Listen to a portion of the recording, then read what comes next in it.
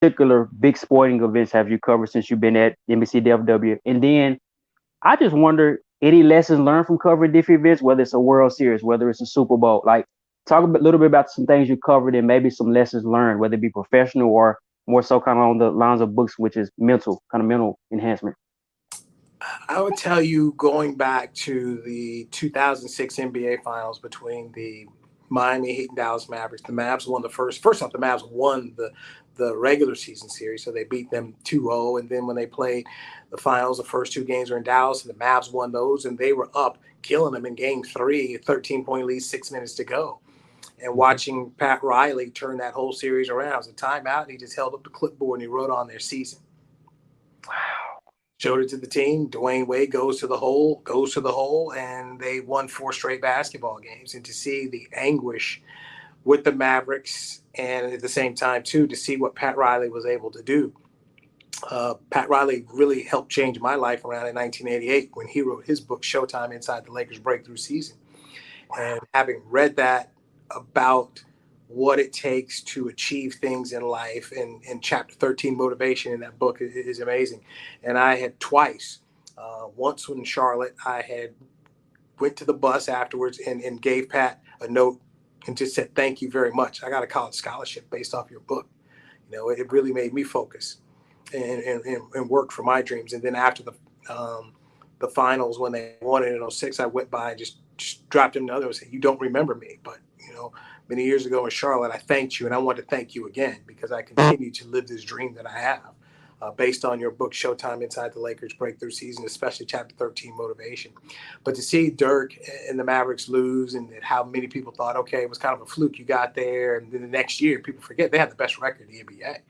And Mhm. Dirk was the MVP of the league, and they got put out by the Golden State Warriors Yep. and in seven straight games. And to see how people kind of wrote Dirk off, he's soft, he's European. Some of it Yep. was just even racist in terms of how they Yep. went Dirk, and then to see them in 2011 go back and get it done. That never underestimate the resolve of what redemption can do for people.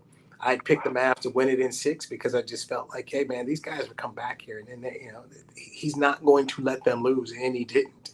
He Mhm. wanted it more, willed his team more, and that's when I go back to talking about loving biographies of people who fail. That sometimes that's what it takes, is to fall down before you can really get to where you need to get to.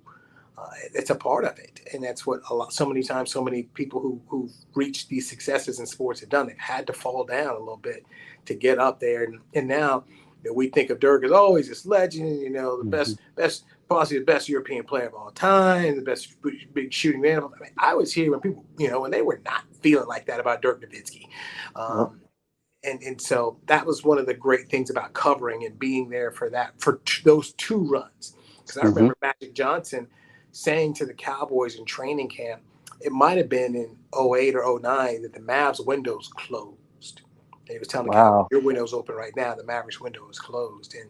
And Magic was incorrect. They were not. They were not done.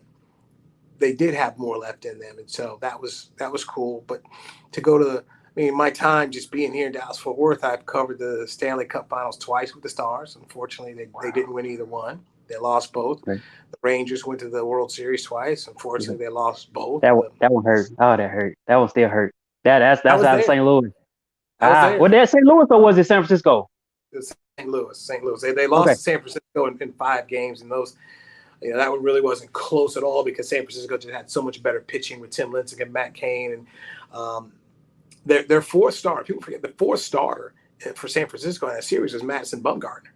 So Yeah, it that's was. what I it remember was. that.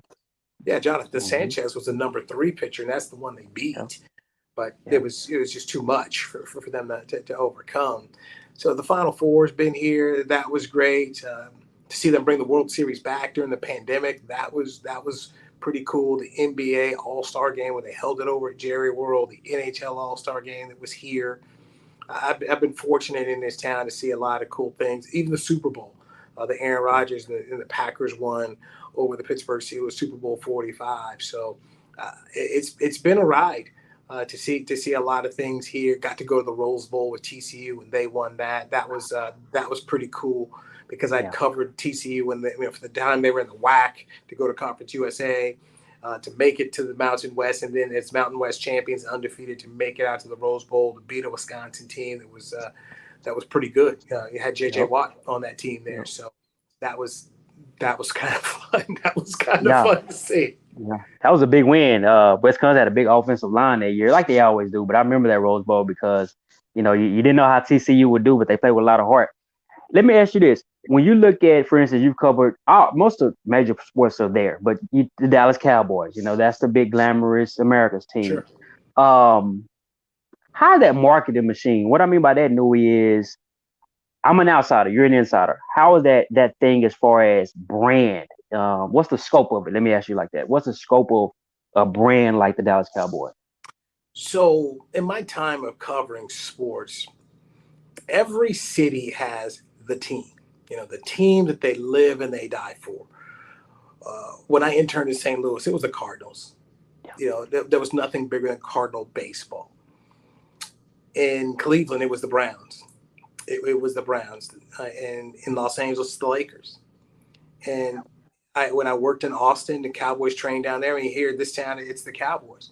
So think about, and I'm a big history person. I love history. And I think understanding history always helps people have a better understanding of how and the way things are. So the first professional major sports team in town was the Dallas Cowboys here. The Dallas Cowboys and Dallas Texans. So both established in the 1960s. And so Lamar Hunt's Dallas Texans ended up moving to Kansas City to become the Chiefs. And so here's the Dallas Cowboys, 1960. So the next professional sports team that comes here is 1972. That's the